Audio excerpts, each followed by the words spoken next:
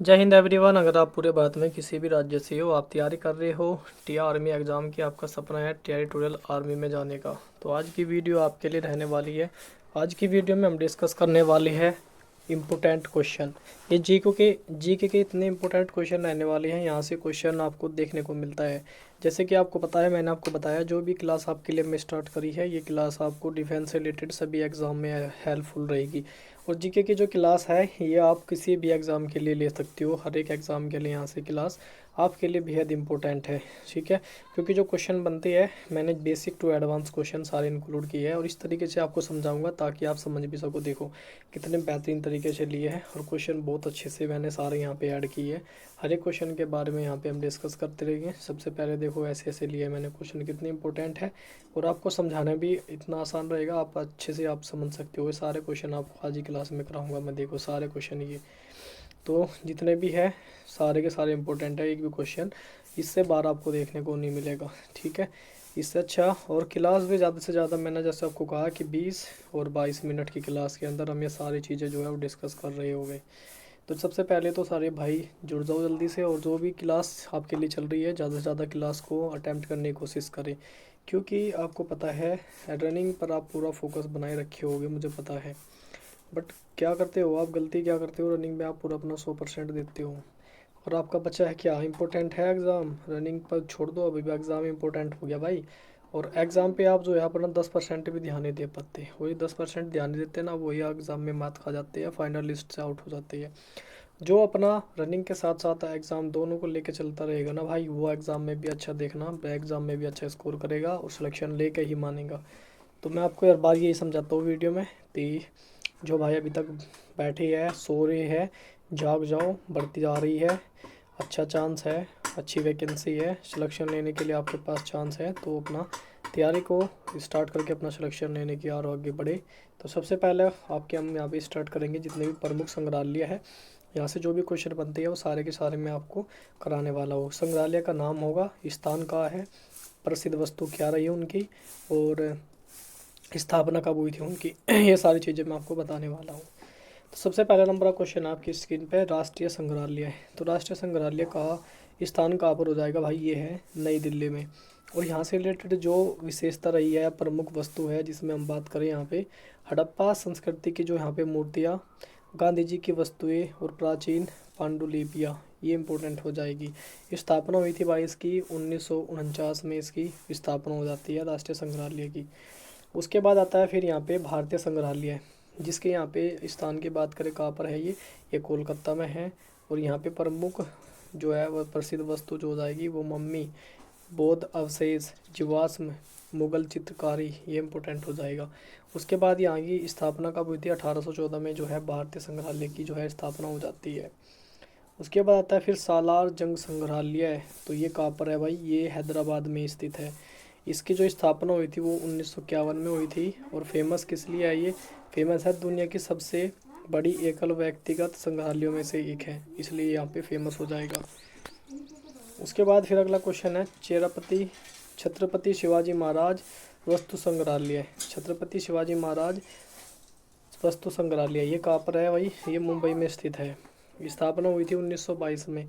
और किस लिए प्रसिद्ध है भाई, ये प्रसिद्ध जो है वो शिवाजी महाराज से संबंधित यहाँ पे दुर्लभ वस्तुएं है, हथियार है और चित्र, इसलिए यहाँ पे ये प्रसिद्ध हो जाएगा। अगला संग्रहालय है इंदिरा गांधी राष्ट्रीय मानव संग्रहालय। ये कहाँ पर स्थित है, ये भोपाल में है। स्थापना हुई थी 1985 में इसकी। और फेमस है जनजातीय संस्कृति के लिए, लोक कला के लिए। अगला है फिर यहाँ पे संग्रहालय प्रिंस ऑफ वेल्स संग्रहालय, जो फिलहाल अब छत्रपति शिवाजी महाराज वस्तु संग्रहालय के नाम से फेमस है। और ये फिलहाल कहाँ हो जाएगा, मुंबई में हो जाएगा। किस लिए फेमस है, मूर्तियों और प्राचीन हथियार, सिक्के, चित्रकारी के लिए फेमस है। स्थापना हुई थी 1905 ईस्वी में। आगे पढ़ेंगे तो हम आगे हो जाएगा। अगले नंबर 1 पे आता है आपका नेहरू विज्ञान केंद्र। इसकी स्थापना हो जाती है 1985 में। स्थित कहाँ पर है, मुंबई में। फेमस है भाई विज्ञान और प्रौद्योगिकी से रिलेटेड ये रह जाएगा। अगला संग्रहालय है सुलभ इंटरनेशनल म्यूजियम ऑफ टॉयलेट्स।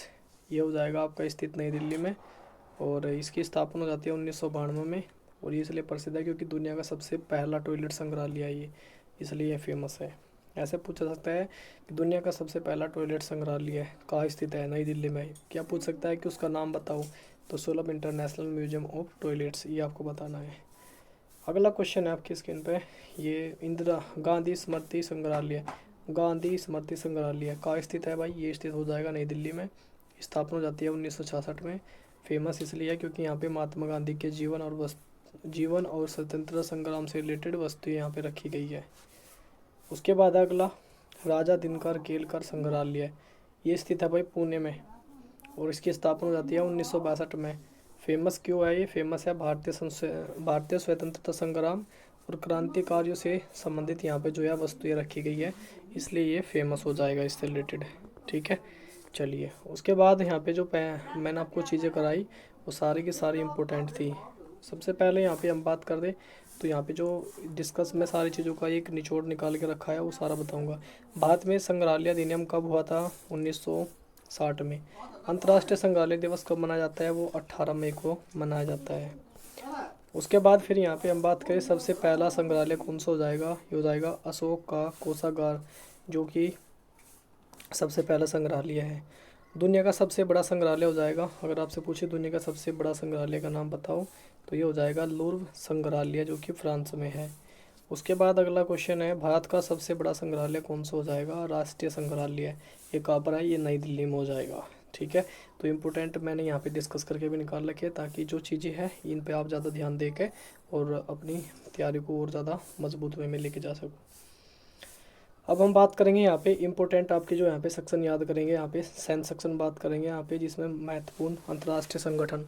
ठीक है, यहाँ से क्वेश्चन आपसे बनते हैं, पूछे जाते हैं भाई, बहुत पूछे जाते हैं, तो इस तरीके से लिए है ताकि आप समझ सको और बेहतर तरीके से आप इनको फिनिश कर सको। यूएनओ के बारे में क्या पढ़ेंगे भाई, यूएनओ के बारे में पढ़ रहे होंगे, जिसकी स्थापना के बारे में हम सबसे पहले पढ़ेंगे। स्थापना हुई थी इसकी 24 अक्टूबर 1945 को इसकी स्थापना हो जाती है। कब होती है, 24 अक्टूबर 1945 को इसकी स्थापना हो जाती है। इसका मुख्यालय कहाँ है भाई, इसका मुख्यालय है न्यूयॉर्क, यूएसए के अंदर इसका जो है इसका मुख्यालय हो जाएगा भाई। इसके सदस्य देश की बात करें, सदस्य देश हो जाएगा, इसमें कितने सदस्य देश है, 193। कितने हैं, 193 देश लगभग इसमें जो है सदस्य के तौर पर जुड़े हुए हैं। इसका उद्देश्य क्या है, इसका उद्देश्य भाई हो जाएगा यहाँ पे अंतर्राष्ट्रीय शांति एवं सुरक्षा बनाए रखना, इसका काम जो है वो ये काम है उसका। इसका प्रमुख अंग हो जाएगा भाई यहाँ पे महासभा।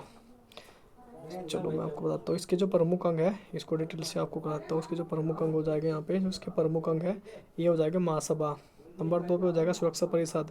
नंबर 3 पे आर्थिक एवं सामाजिक परिषद हो जाएगा। नंबर 4 पे है ट्रस्टीशिप परिषद। उसके बाद हो जाएगा अंतर्राष्ट्रीय न्यायालय ICJ। उसके बाद हो जाएगा फिर यहाँ पे सचिवालय। तो इसके जो प्रमुख अंग है ये प्रमुख अंग हो जाएंगे इसके। ठीक है, जो कि आपको मैंने अच्छे से करा दिए।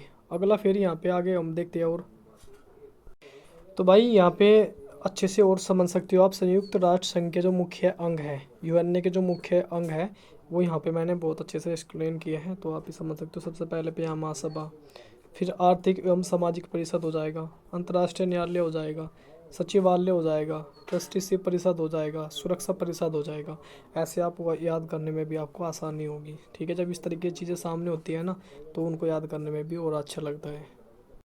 अगला क्वेश्चन पे आगे जो थोड़ा सा हम बढ़ेंगे आगे इसके बारे में, तो प्रमुख प्रधान को जाना है यहाँ पे वर्तमान में जो है वो एंटोनियो गुटरेस हो जाएगा। जिसमें हम बात करें कुल उसका जो स्थान है वो 9वां, कुल जो हो जाएगा कौन सा स्थान है, 9वां सचिव है फिलहाल। कौन सा नंबर का सचिव है, 9वें नंबर का सचिव हो जाएगा।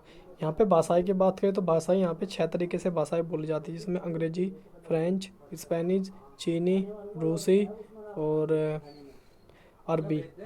ये यहाँ पे भाषाएं जो है बोली जाती है। जिसमें यहाँ पे नोट करके आप लिखोगे भारत जो है यूएनओ का संस्थापक सदस्य है। ठीक है, भारत भी जो है इसमें सदस्य है, भारत ने भी जो है सदस्य इसमें रही है। अगला हो जाएगा फिर अगले नंबर पे आ जाएगा नाटो। तो नाटो भाई इसका पूरा यहाँ पे जो फुल फॉर्म होती है उत्तरी अटलांटिक संधि संगठन होता है। ठीक है, नाटो का सिंबल भी यहाँ पे लगा हुआ है। स्थापना होती है भाई नाटो की 4 अप्रैल 1949 को नाटो की हो जाती है स्थापना। इसका मुख्यालय कहाँ पर है भाई, इसका मुख्यालय है ब्रुसेल्स बेल्जियम के अंदर। इसमें जो संस्थापक सदस्य है इसमें 12 सदस्य है, संस्थापक जो सदस्य है।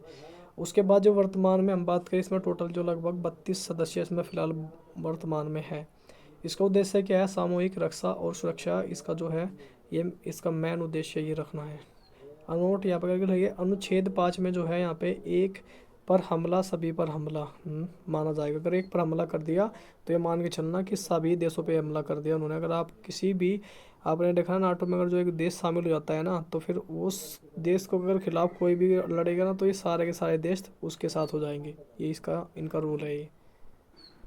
अगला हो जाएगा फिर यहाँ पे नंबर उस पर आता है फिर आपका एशियन, जिसको हम बोलते हैं दक्षिण पूर्व एशियाई राष्ट्र संघ।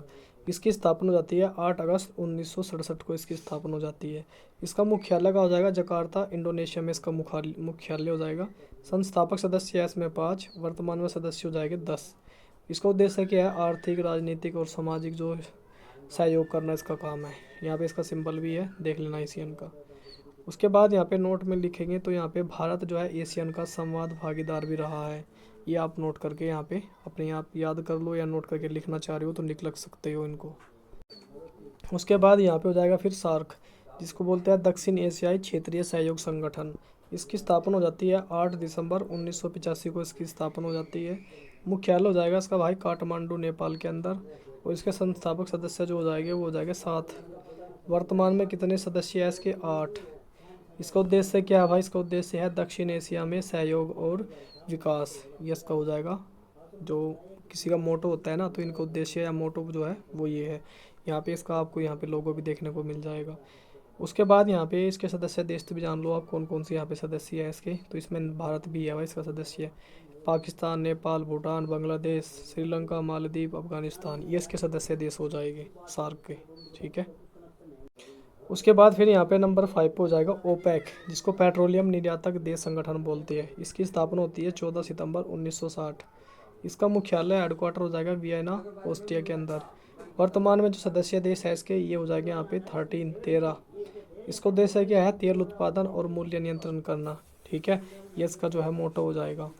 उसके बाद यहाँ पे हम नोट करेंगे तो यहाँ पे जो इंपॉर्टेंट चीज़ें हैं जो नोट में लिखी है ना, सारी इंपॉर्टेंट है। विश्व के तेल निर्यातक का सबसे बड़ा हिस्सा जो है वो ओपेक देश को माना जाता है। किसको माना जाता है? ओपेक देशों को माना जाता है सबसे बड़ा हिस्सा जो है तेल निर्यात में। ठीक है, तेल कहाँ से आता है? ज़्यादातर यहाँ पे जो है माना जाता है, क्योंकि इनके पास भारी भरकम। अगला हो जाएगा फिर यहाँ पे WTO, जिसको बोलते हैं विश्व व्यापार संगठन। इसकी स्थापना हो जाती है 1 जनवरी 1995 को। इसका मुख्यालय हो जाएगा जुनेवा, स्विट्जरलैंड के अंदर। सदस्य देश कितने हैं इसमें? 164 प्लस इसमें सदस्य देश हो जाएंगे। इसका उद्देश्य क्या है भाई? विश्व व्यापार को सुगम बनाना। ठीक है, दूसरे देश के साथ अपने संबंध अच्छे रखता है, व्यापार अच्छे से करे, एक दूसरे के साथ लेन देन इनका चलता रहता है देश के साथ में। उसके बाद फिर यहाँ पे हो जाएगा IMF, अंतर्राष्ट्रीय मुद्रा कोष। इसकी स्थापना होती है 27 दिसंबर 1945 को। इसका मुख्यालय हेडक्वार्टर हो जाएगा वाशिंगटन DC, USA के अंदर। इसमें सदस्य देश जो है टोटल हुआ है 190।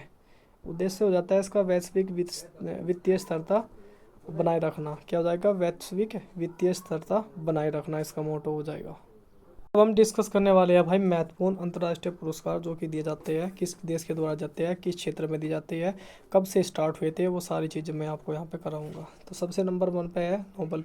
ज़्यादा नहीं है, जो इम्पोर्टेंट है वही है, उसके बाद कुछ नहीं है। बाकी ऐसा कोई भी पुरस्कार नहीं है, जो इम्पोर्टेंट है सिर्फ वही। नोबल पुरस्कार जो है वो विविध क्षेत्रों में दिया जाता है, और ये स्वीडन के द्वारा दिया जाता है। कब से स्टार्ट है भाई? ये 1901 से प्रारंभ है।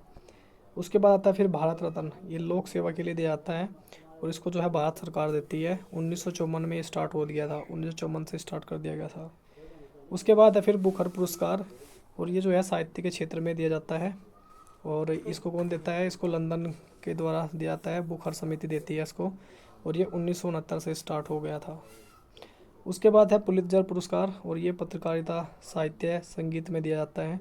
इसको देता है भाई अमेरिका, कोलंबिया विश्वविद्यालय जो है वो देता है इसको, और ये 1917 से स्टार्ट हो गया था। उसके बाद फिर यहाँ पे हम बात करेंगे वो है मैग्सेसे पुरस्कार, और ये जो है लोक सेवा नेतृत्व में दिया जाता है। और किस देश के द्वारा? यहाँ पे रेमन मैग्सेसे पुरस्कार फाउंडेशन द्वारा दिया जाता है। 1957 में प्रारंभ किया गया था। अगला हो जाएगा यहाँ पे साहित्य अकादमी पुरस्कार। ये साहित्य के क्षेत्र में दिया जाता है, और ये भारत के द्वारा ही दिया जाता है। साहित्य अकादमी जो है इसको देती है, 1954 में प्रारंभ किया गया था।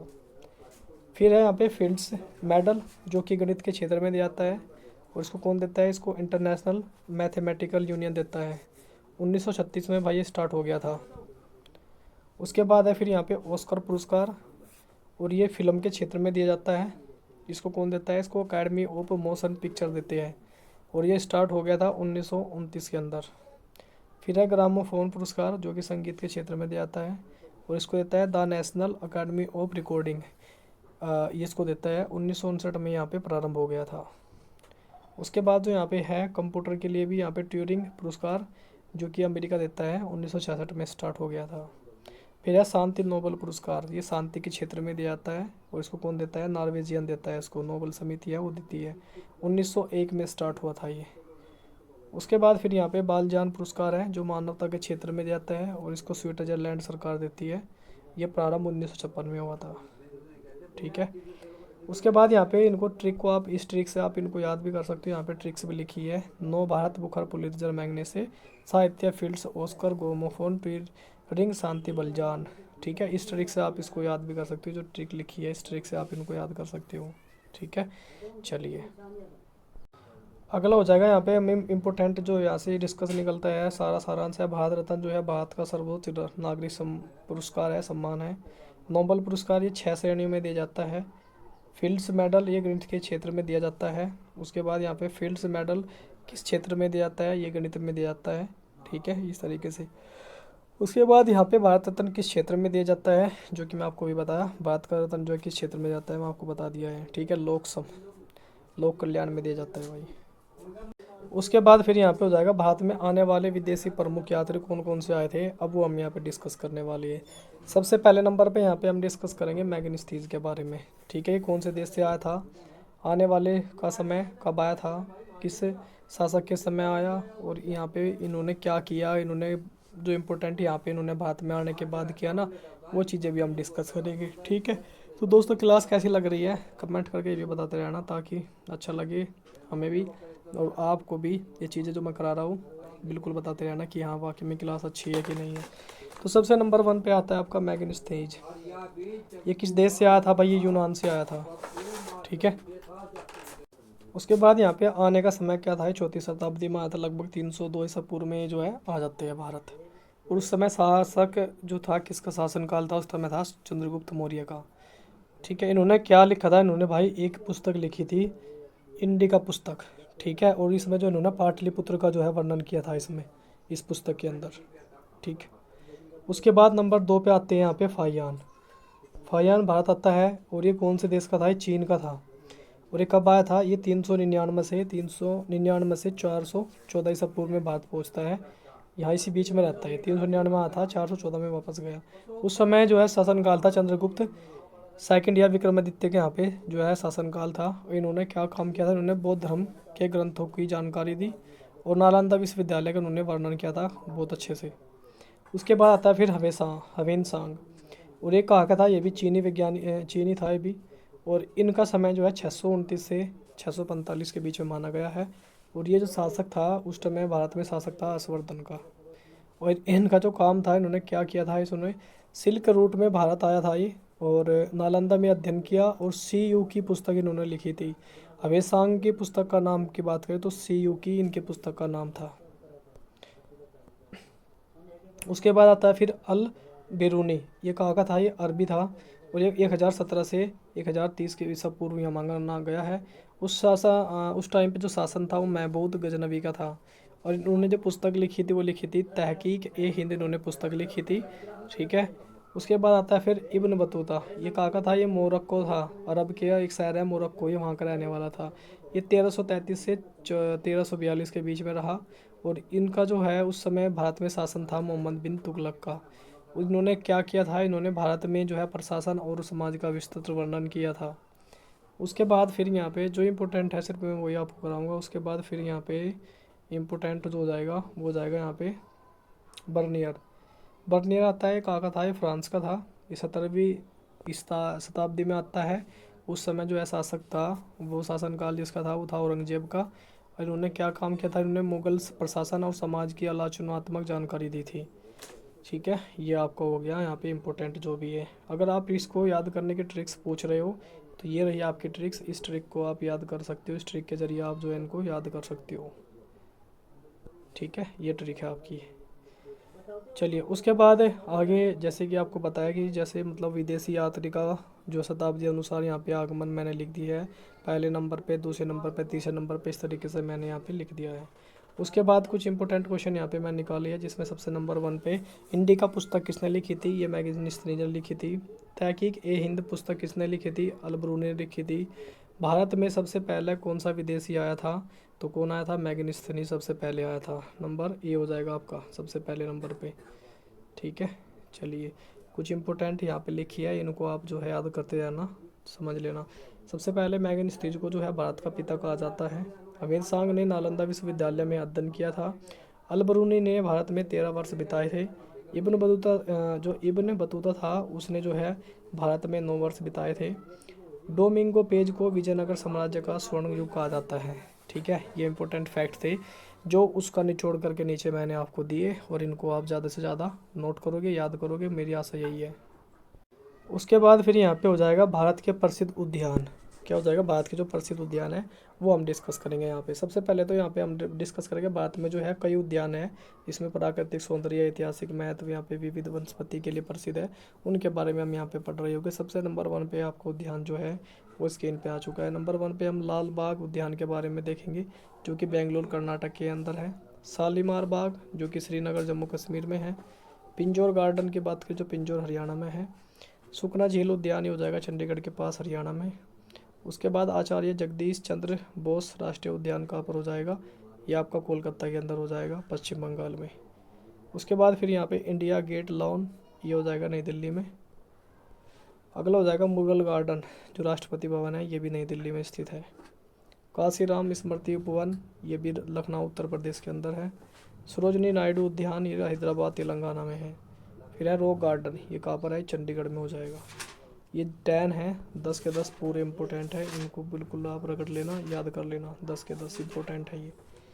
उसके बाद यहाँ पे महत्वपूर्ण फैक्ट थोड़ा सा पढ़ते चलेंगे। लाल बाग उद्यान की स्थापना 1760 में हुई थी। शालीमार बाग का निर्माण जहांगीर ने करवाया था।